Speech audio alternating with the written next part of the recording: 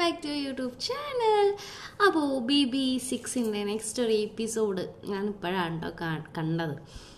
ഒന്നുമില്ലടേ, വീണ്ടും ഞാൻ പറയുന്ന പോലെ ജിൻഡോ നോറ, ജിൻഡോ ജാസ്മിൻ, ഈ വക വിഷയങ്ങളേ ഉള്ളൂ. പിന്നെ ടാസ്കിൻ്റെ ഇടയിൽ രതീഷ് വൺ ലെഗിൽ, അതായത് ഒറ്റക്കാലിൽ നിൽക്കാൻ പറഞ്ഞതിന് എതിരെ രതീഷ് പറഞ്ഞു വേറെ രീതിയിൽ നിൽക്കണം എന്നുള്ള രീതിയിൽ പറഞ്ഞു. വൺ ലെഗ് പോസ്റ്റർ എന്ന് പറയുന്നത് ഇപ്പം നമ്മൾ യോഗയുടെ ഒക്കെ പോസ്റ്റർ കണ്ടാലും അറിയാം, ഒരു കാലിൻ്റെ മുകളിൽ മറ്റൊരു കാല് കയറ്റി വെച്ചാൽ വൺ ലെഗ് പോസ്റ്റർ തന്നെയാണ്.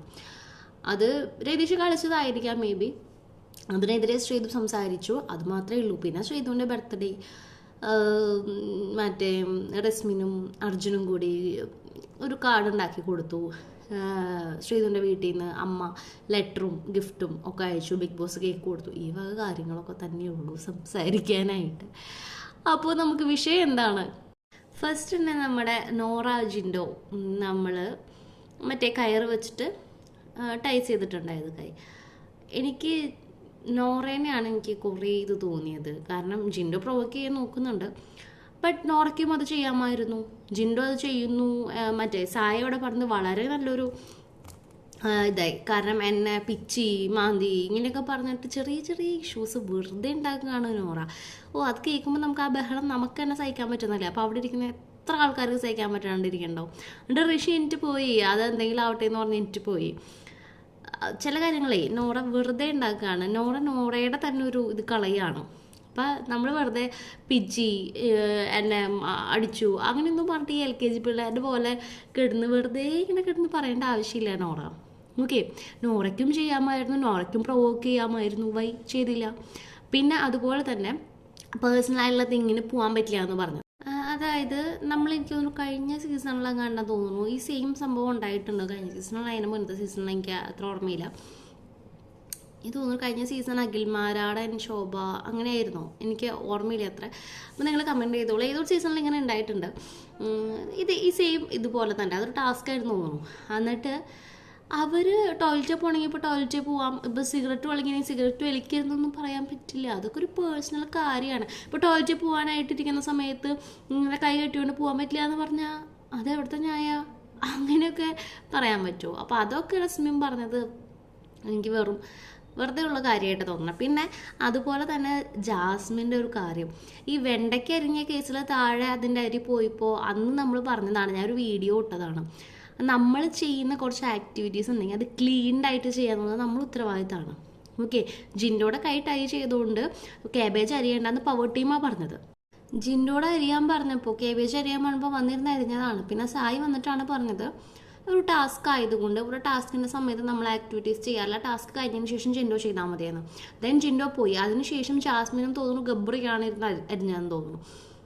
അപ്പോൾ നമ്മൾ ആ ടേബിൾ മാനേഴ്സ് ഇതിനുണ്ട്. ഫുഡ് കഴിക്കുമ്പോൾ മാത്രമല്ല, നമ്മളിപ്പോൾ ടേബിളിൽ ഇരുന്ന് അരിയാണെന്നുണ്ടെങ്കിൽ അതിൻ്റെ പുറത്ത് കിടക്കുന്ന അതിൻ്റെ വേസ്റ്റ് എടുത്ത് ക്ലീൻ ചെയ്യുക, താഴെ വീണ വേസ്റ്റ് എടുത്ത് ക്ലീൻ ചെയ്യുക, ഇതൊക്കെ ചെയ്യേണ്ടതല്ലേ? അത് ജിൻഡോ കൊണ്ട് ചെയ്യിക്കുക. അപ്പോൾ അതൊക്കെ ഇന്നലെ പറഞ്ഞതാണ്. അത് ജിൻഡോ അരിഞ്ഞ ഒരു സ്ഥലമല്ല അത്. ഓക്കെ, നമ്മൾ ചെയ്തൊരു ടാസ്ക് കംപ്ലീറ്റ് ആവണമെങ്കിൽ അതിൻ്റെ ചുറ്റുപാടും കിടക്കുന്ന അഴുക്കുകളും കൂടി നമ്മളായിട്ടുണ്ടാക്കിയതല്ലേ. വാട്ടവർ ഇപ്പോൾ ഗബ്രയാണെങ്കിലും ജാസ്മിൻ ആരരിഞ്ഞാലും അത് അരിഞ്ഞ വ്യക്തിയുടെ കയ്യിൽ നിന്നാണ് അത് സംഭവിച്ചത്. അപ്പോൾ അത് എടുക്കുക, ആ വേസ്റ്റ് എടുക്കുക എന്നുള്ളതൊരു സാമാന്യ മാനേഴ്സാണ്. അതിന് കിടന്ന് ജാസ്മിൻ ഇങ്ങനെ കിടന്ന് പറഞ്ഞിട്ടൊന്നും ഒരു കാര്യമില്ല. എനിക്കത് ജിൻഡോയുടെ ഭാഗത്താണ് അക്കോർഡിംഗ് ടു മീ എനിക്ക് ന്യായം തോന്നുന്നത്. പിന്നെ നെക്സ്റ്റ് വന്നത് നമ്മുടെ ഋഷി ക്യാപ്റ്റനായൊരു കേസ്. നോറയ്ക്ക് ആവണം എന്നുള്ളൊരു വിട്ടുകൊടുക്കണം എന്നൊക്കെയുള്ള രീതിയിൽ സംസാരം ഉണ്ടായിരുന്നു അവർ തമ്മിൽ.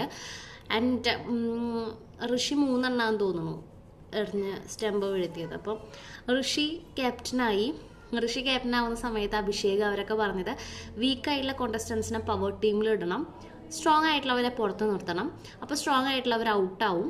അപ്പോൾ ആ സ്ട്രോങ് ആയിട്ടുള്ളവരിൽ ഉള്ളതായിരുന്നു നമ്മുടെ സായി, ജാസ്മിൻ, ഗബ്രി, അങ്ങനെ കുറച്ച് പേരെന്ന് തോന്നുന്നു. റസ്മിനും കൂടെ ഉണ്ടായിരുന്നു ഈ ഒരു പ്ലാനിങ്ങിൽ. അപ്പോൾ അത് അവരുടെ പ്ലാനിങ് ആണ്, അതിനിപ്പോൾ നമുക്കൊന്നും പറയാൻ പറ്റില്ല. അപ്പോൾ ഇവൻ ഋഷി ചോദിക്കുകയും ചെയ്തു, അത് ഞാൻ ജനങ്ങളോട് ചെയ്യുന്നൊരു തെറ്റായിരിക്കില്ലേന്ന്. പക്ഷേ അപ്പോൾ റസ്മിൻ പറഞ്ഞതാണ്, നീ ഇവിടെ അമ്പലം പണിയാനൊന്നല്ലല്ലോ വന്നിരിക്കുന്നതെന്ന്. റസ്മിനോട് തന്നെ ചോദിക്കാറുള്ള കേസാണെന്ന് പറഞ്ഞു. അപ്പോൾ അങ്ങനെ കളിക്കാനും താല്പര്യമെങ്കിൽ ഋഷിക്ക് അങ്ങനെ കളിക്കാം. ഇതൊക്കെ ഗെയിമിൻ്റെ ഭാഗമാണ്, അതിലൊന്നും നമുക്കൊന്നും പറയാൻ പറ്റില്ല. പിന്നെ ഇതിലെന്താണോ പറയാനുള്ളത്? ഇതിൽ ഇത്രയൊക്കെ തന്നെ ടോപ്പിക്ക്. നമുക്കൊരു സംഭവം കണ്ടു കഴിഞ്ഞതിന് ശേഷം നമ്മുടെ മനസ്സിൽ തെളിയും, ഓ ഇത് പറയണം അത് പറയണം. ഇതിൽ ഇത്ര ടോപ്പിക്കൊക്കെ നമുക്ക് പറയാനായിട്ടുള്ളൂ, പ്രത്യേകിച്ച് ഒന്നും അവിടെ സംഭവിച്ചിട്ടില്ല. സായി കുറച്ച് കാര്യങ്ങൾ സംസാരിച്ചു, അത് ഓക്കെ. സായി വന്നുകൊണ്ടിരിക്കുന്നു പുറത്ത്. പിന്നെ സായി ടയേർഡാണ്, സായിക്ക് വയ്യ, തീരെ വയ്യ സായിക്ക്. അങ്ങനെ ഒരു ഇതുണ്ട്. പിന്നെ തലയിൽ മണി വെച്ചിട്ടുള്ള ടാസ്ക് ഉണ്ടായിരുന്നു.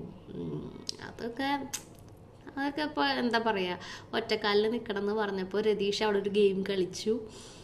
ഒറ്റക്കാൽ ഇപ്പോൾ 1 leg പോസ്റ്റർ നമ്മൾ യോഗ പോസ്റ്ററും ചെയ്യാറുണ്ട്, നമുക്കറിയുന്നതാണ് ഒറ്റക്കാൽ പോസ്റ്റർ. ഇപ്പോൾ ഒറ്റക്കാലിൽ നിൽക്കണം എന്ന് പറഞ്ഞാൽ അത് നമുക്ക് എങ്ങനെ വേണമെങ്കിലും ഒറ്റക്കാലിൽ നിൽക്കാം.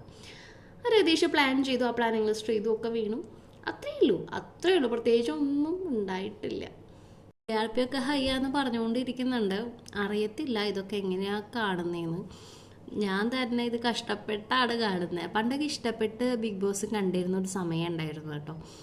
BB5 ആയാലും 4 ഒക്കെ ആയാലും ഈവൻ 3 ആയാലും BB1 തൊട്ട് കാണുന്നതാണ് നമ്മൾ. അപ്പം അതിനോടൊക്കെ ഒരു ഇഷ്ടവും സ്നേഹവും കാണണമെന്ന് തോന്നി കണ്ടിരുന്നു. ഇത് സഹിക്കാൻ പറ്റുന്നില്ല. ഒന്നില്ലെങ്കിൽ രതീഷിനെ ഗെയിമറാക്കുക, കയ്യിലത്തെ കെട്ടഴിച്ചുവിടുക. ഞാൻ ഗെയിമറായി കഴിഞ്ഞാൽ ജാസ്മിനെതിരെ സംസാരിക്കുന്നതാണ് രതീഷ് പറഞ്ഞിരിക്കുന്നത്. കാണട്ടെ സംസാരിക്കണത്. അപ്പോൾ അവിടുത്തെ ഗെയിം എന്താണെന്ന് നോക്കാം. അല്ലാതെ ഈ കളിക്കുന്നവരെ ഔട്ടാക്കി ഈ സംരക്ഷിക്കുക കുറേ പേര്, ഇതിലാണ്. അപ്പോൾ ജനങ്ങളെ വിഡ്ഢികളാക്കാതിരിക്കുക, അത്രേ ബിഗ് ബോസിനോടൊക്കെ പറയാനുള്ളൂ.